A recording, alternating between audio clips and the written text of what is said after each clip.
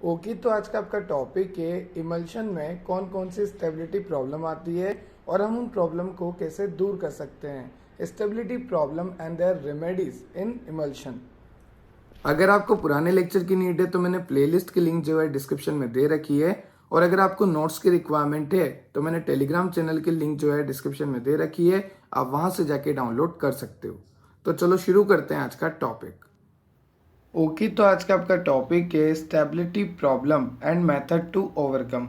आज के लेक्चर में अपन देखने वाले हैं कि इमल्शन बनाने के बाद अपन को कौन कौन सी स्टेबिलिटी प्रॉब्लम आ सकती है और अपन उन्हें कैसे ओवरकम कर सकते हैं। ठीक है, अगर आपको पुराने लेक्चर देखने हैं जैसे इमल्शन होता क्या है, एडवांटेज, डिसएडवांटेज, उसकी एप्लीकेशन, इमल्सिफाइंग एजेंट का रोल और method of preparation of emulsion, तो मैंने सारे लेक्चर की प्लेलिस्ट बना रखी है और प्लेलिस्ट की लिंक जो है डिस्क्रिप्शन में दे रखी है, आप ज़रूर विजिट करें। ठीक है, ज़रूर विजिट करें, स्लिप ऑफ टंग। तो चलो शुरू करते हैं आज का topic, stability problem and method to overcome of emulsion.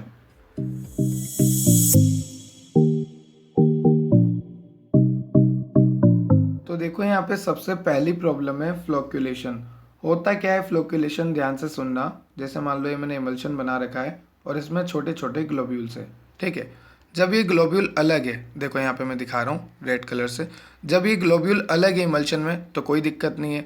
ठीक है, पर ये जब अटैच हो जाते हैं तो एक क्लस्टर बना लेते हैं, गुच्छा टाइप बना लेते हैं। ठीक है, जिससे हमारा इमल्शन जो है ख़राब हो जाता है।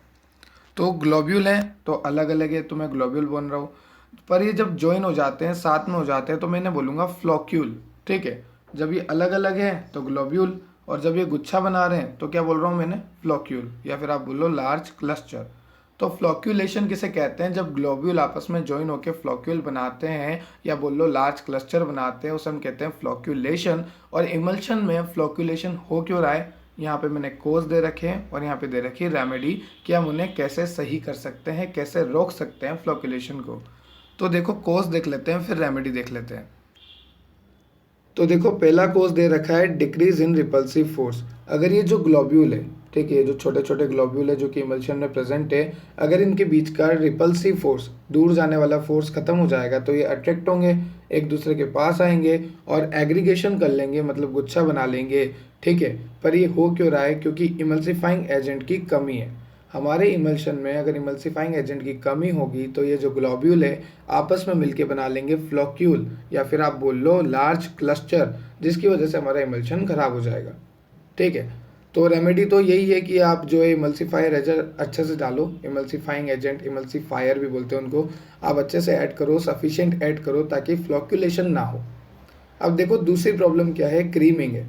क्रीमिंग में क्या होता है, जो ग्लोब्यूल्स है या तो वो ऊपर की तरफ या फिर वो नीचे की तरफ सेटल हो जाते हैं, या तो आप कंटेनर के ऊपर या फिर बॉटम ऑफ द कंटेनर ये सेटल हो जाते हैं। क्यों हो रहे हैं, कैसे हो रहे हैं, चलो देखते हैं। तो देखो यहाँ पे लिखा हुआ है या तो सरफेस पर, या तो सरफेस पर या फिर बॉटम पर, ये बॉटम पर डेंस लेयर बन जाए ग्लोब्यूल की, उसे हम कहेंगे क्रीमिंग। तो क्रीमिंग कुछ भी नहीं है, सरफेस पर या बॉटम पर डेंस लेयर बन जाए ग्लोब्यूल की, उसे हम कहते हैं क्रीमिंग। और ये हो क्यों रहा है, ठीक है, देखो सबसे मेन बात तो ये है कि ग्लोब्यूल जो है अगर ऊपर डिपॉजिट हो रहे हैं या नीचे डिपॉजिट हो रहे हैं, कहीं भी हो रहे हैं, तो उसका एक मेन कारण है विस्कोसिटी कम है। हमें क्या करना है, हमारे इमल्शन की विस्कोसिटी अच्छे से रखनी है, क्योंकि जितनी ज़्यादा विस्कोसिटी होगी ना, विस्कोसिटी मतलब गाढ़ापन, तो जितना ज़्यादा इमल्शन गाढ़ा होगा उतना ही कम सेटल होगा, उतना ही कम यहाँ पे डिपॉजिट होगा सरफेस पर।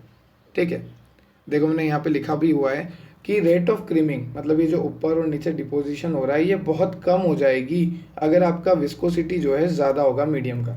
ठीक है, तो ये बात ध्यान रखना। और स्टोर कहाँ पे करेंगे, हम इसे स्टोर करेंगे कूल प्लेस पर, ठंडी जगह पे स्टोर करेंगे, क्योंकि अगर टेम्परेचर ज़्यादा होगा और अगर अपन ने वहाँ पे रख दिया इस इमल्शन को जहाँ पे टेम्परेचर ज़्यादा है, तो टेम्परेचर ज़्यादा होने की वजह से विस्कोसिटी कम हो जाएगी, और जब विस्कोसिटी कम हो जाती है तो रेट ऑफ क्रीमिंग बढ़ जाती है।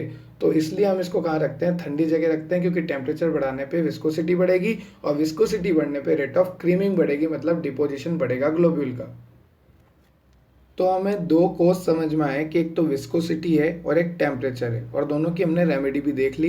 देखो रेमेडी में मैंने ये लिखा है कि विस्कोसिटी एनहांसर डालो, मतलब ऐसा डालो जो विस्कोसिटी बढ़ा दे, और स्टोर करके रखो कूल प्लेस पे। ठीक है, लो टेम्परेचर पे स्टोर करो, क्योंकि टेम्परेचर बढ़ाने पे तो विस्कोसिटी बढ़ जाती है।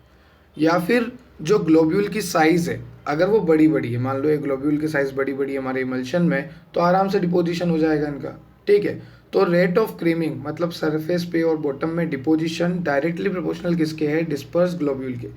जो यहाँ पे ग्लोब्यूल है, मान लो इनकी साइज़ बड़ी बड़ी है, बड़ी बड़ी है तो ज्वाइन हो जाएंगे, ज्वाइन हो जाएंगे तो या तो ऊपर या नीचे सेटल हो जाएंगे। ठीक है, तो हमें ग्लोब्यूल की साइज़ जो है कम रखनी है। ठीक है, अगर हम ग्लोब्यूल की साइज़ कम रखेंगे तो क्रीमिंग भी कम होगी। ठीक है, अब देखो डिस्पर्स फेस और डिस्पर्सन मीडियम दोनों में जो डिफरेंस है वो कम होना चाहिए। जो में डिस्पर्स फेज है, जो ग्लोब्यूल है, और जो डिस्पर्सन मीडियम है, जो ये इमल्शन है, इन दोनों में डिफरेंस भी कम होना चाहिए। तो ये सारी बातें आपको याद रखनी है। एक तो टेम्परेचर हो गया, विस्कोसिटी हो गया, ग्लोब्यूल की साइज छोटी रखनी है, और डिस्पर्स फेज और डिस्पर्सन मीडियम में डिफरेंस जो है बहुत कम रखना है। अगर ये सब आप करते हो तो आपकी क्रीमिंग नहीं होगी। ठीक है, तो सबसे पहले हमने देखा फ्लोक्यूलेशन, दूसरा हमने देखा क्रीमिंग। चलो आगे चलते हैं। आगे है अपना थर्ड, क्रैकिंग। देखो क्रैकिंग होती क्या है, ध्यान से सुनना। जैसे ये आपका इमल्शन है, और आप सभी जानते हैं कि इमल्शन क्या होता है, दो इमिसिबल लिक्विड को अपन मिसिबल बनाते हैं। दो इमिसिबल लिक्विड की अगर मैं बात करूँ तो मैं बात करूँगा ऑयल और वाटर की, दोनों इमिसिबल है। ठीक है, तो इमल्शन में क्या करते हैं, दो इमिसिबल लिक्विड को हम मिसिबल बनाते हैं। पर होता क्या है, अब क्रैकिंग के दौरान थोड़ी देर बाद क्या होता है, जैसे मैंने इमल्शन बनाया है, थोड़ी देर बाद या कुछ महीनों बाद इस इमल्शन में क्या होगा कि ऑयल की लेयर अलग और वाटर की लेयर जो है अलग दिखने लग जाएगी। मतलब डिस्पर्स फेस और डिस्पर्सन मीडियम में डिफरेंस हमें साफ साफ दिखने लग जाएगा। तो ये हमारा इमल्शन खराब हो चुका है, क्योंकि हमने इमल्शन में क्या करा था, हमने दो इमिसिबल लिक्विड को मिसिबल बनाया था। पर थोड़े टाइम बाद क्या होता है, अब किस रीज़न से होता है वो अपन देखेंगे कोज में, और रेमेडीज़ क्या है वो अभी अपन देखने वाले हैं। पर किसी कारण से क्या होता है कि ये दोनों लेयर अलग हो जाती है, सेपरेट हो जाती है। डिस्पर्स फेज और डिस्पर्सन मीडियम जो है अलग अलग हो जाते हैं। तो ऐसा क्यों होता है देखते हैं, और अपन इन्हें कैसे बचा सकते हैं वो भी देखते हैं। तो चलो देखो कोज और रेमेडी।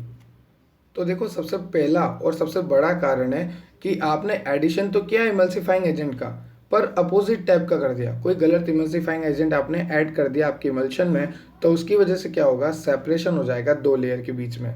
ठीक है, या फिर डीकम्पोजिशन या फिर प्रेसिपिटेशन हो गया इमल्सिफाइंग एजेंट का, जो हमने इमल्सिफाइंग एजेंट डाला था।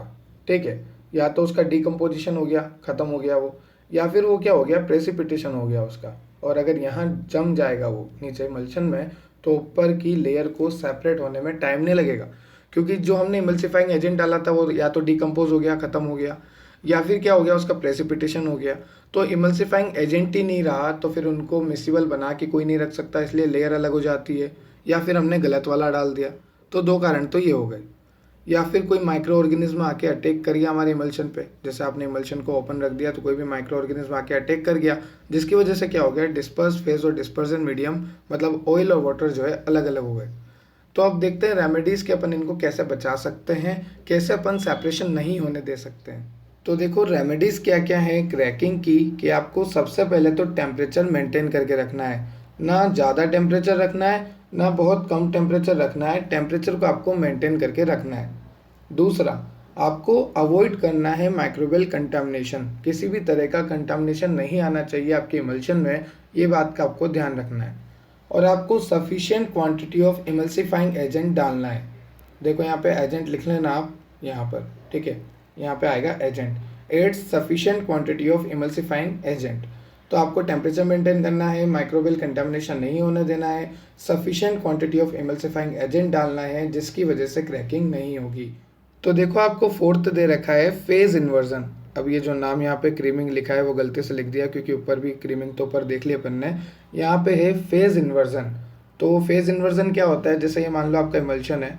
ठीक है, ये मान लो ऑयल इन वाटर टाइप का इमल्शन है, तो ये कन्वर्ट हो जाता है वाटर इन ऑयल में, उल्टा हो जाता है, फेज ही चेंज हो जाता है। तो फेज इन्वर्जन नाम से पता लग रहा, अपने इमल्शन का फेज ही चेंज हो गया, ऑयल इन वाटर से वाटर इन ऑयल हो गया, और अगर वो वाटर इन ऑयल टाइप का इमल्शन था तो वो ऑयल इन वाटर टाइप का इमल्शन हो गया। मतलब change one type of emulsion into other type. जैसे अगर ऑयल इन वाटर था तो वाटर इन ऑयल हो गया, वाटर इन ऑयल था तो ऑयल इन वाटर हो गया। फेज इन्वर्जन में क्या होता है, फेज ही चेंज हो जाता है। ठीक है, अब देखते हैं फेज चेंज क्यों हो रहा है, उसके कॉज देखते हैं, फिर देखते हैं रेमेडीज। तो देखो सबसे मेन कॉज है बाय टेम्परेचर चेंज। अगर आप टेम्परेचर चेंज कर रहे हो आपके इमल्शन का, जैसे आपने इमल्शन बना रखा है और बार बार आप इसका टेम्परेचर चेंज कर रहे हो, कभी कूल में प्लेस कर रहे हो, कभी हॉट में प्लेस कर रहे हो, तो बार बार अगर आप इसका टेम्परेचर चेंज कर रहे हो इमल्शन का, तो फेज इन्वर्जन होने के चांसेस बढ़ जाते हैं।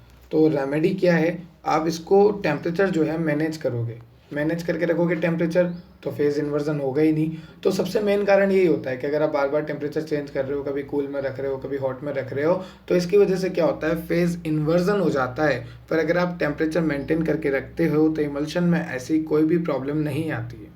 दूसरा, बाय चेंजिंग इमल्सिफाइंग एजेंट। अगर आप इमल्सिफाइंग एजेंट ही चेंज कर रहे हो तो भी प्रॉब्लम है। तो इमल्सिफाइंग एजेंट चेंज नहीं करना, एक ही तरह का रखना है, और टेम्परेचर भी एक ही तरह का रखना है। ये दो मेन प्रॉब्लम है, यही दो कारण है जिसकी वजह से फेज इन्वर्जन होता है।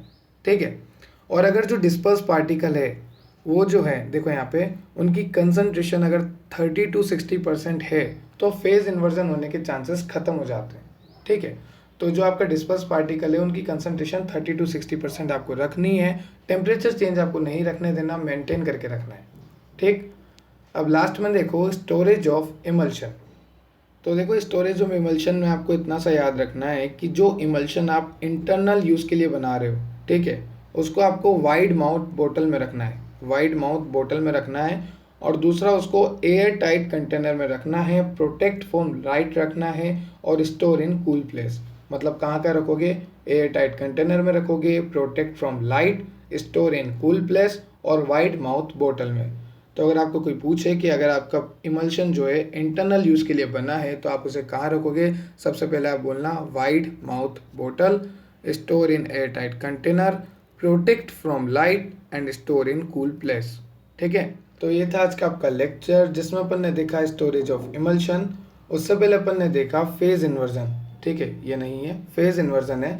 और उससे पहले अपन ने देखा क्रैकिंग, उससे पहले अपन ने देखा क्रीमिंग, और सबसे पहले अपन ने देखा था फ्लोक्यूलेशन। तो अपन ने देखी स्टेबिलिटी प्रॉब्लम, और देखे मेथड ऑफ ओवरकम, और देखा इमल्शन को अपन कहाँ पर स्टोर करके रखते हैं। ठीक है, अगर आपको और लेक्चर देखना है तो मैंने प्लेलिस्ट की लिंक डिस्क्रिप्शन में दे रखी है, और अगर आपको नोट्स की रिक्वायरमेंट है तो टेलीग्राम चैनल की लिंक भी मैंने डिस्क्रिप्शन बॉक्स में दे रखी है। अगर आपका कोई भाई बंधु नीट की प्रिपरेशन कर रहा है तो उसको ये चैनल जरूर सजेस्ट करना, क्योंकि यहाँ पे मैंने क्लास 11-12 की बायो केमिस्ट्री की क्विक रिवीजन सीरीज साथ में क्वेश्चन प्रैक्टिस भी करवा रखी है। Thank you.